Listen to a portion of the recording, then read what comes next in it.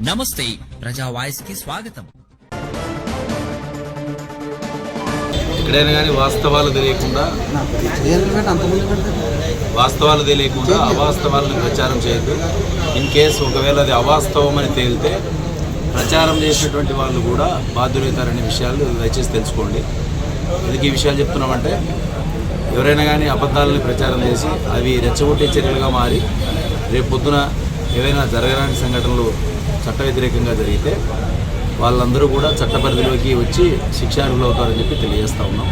So దయచేసి అవాస్తవాలని ఎవరైనా కావచ్చు, సోషల్ మీడియా కావచ్చు, ప్రెస్ కావచ్చు, లేదా వ్యక్తులు కావచ్చు, వ్యక్తుల వెనకాల ఉన్నటువంటి ఎవరైనా కావచ్చు.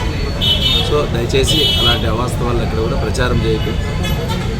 వాస్తవాలు తెలుసుకొని ప్రచారం చేస్తే పబ్లిక్కి మంచి జరుగుతుందనేటువంటిది కాన్సెప్ట్గా పెట్టుకోండి.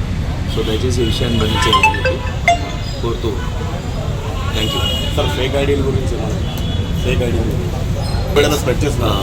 ఐడీస్ పెట్టి కానీ ఇన్స్టాగ్రామ్లో, ఫేస్బుక్లో కానీ సోషల్ మీడియా యాప్స్ ఏదైతే ప్లాట్ఫామ్స్ ఉన్నాయో వీటి ద్వారా కొంత కించపరిచే వ్యాఖ్యలు చేయడం కానీ, లేదంటే ఇతరులకు హక్కులకు కానీ, లేదంటే వాళ్ళ యొక్క వ్యక్తిత్వానికి కానీ భంగం కలిగే విధంగా మనకు రాజ్యాంగ స్ఫూర్తిని ఆధారంగా మాత్రమే మనకు భావప్రకటన స్వేచ్ఛ ఇచ్చారు.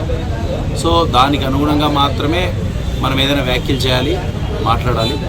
సో బియాండ్ దట్, అంటే చట్టంలో మనకు పరిధి విధించిన మేరకు మించి మనం ఏదైనా ప్రవర్తన లేదా భావాలు వ్యక్తీకరించినప్పుడు వాళ్ళపైన చట్టపరమైన చర్యలు ఉంటాయని అందరూ తెలుసుకోండి.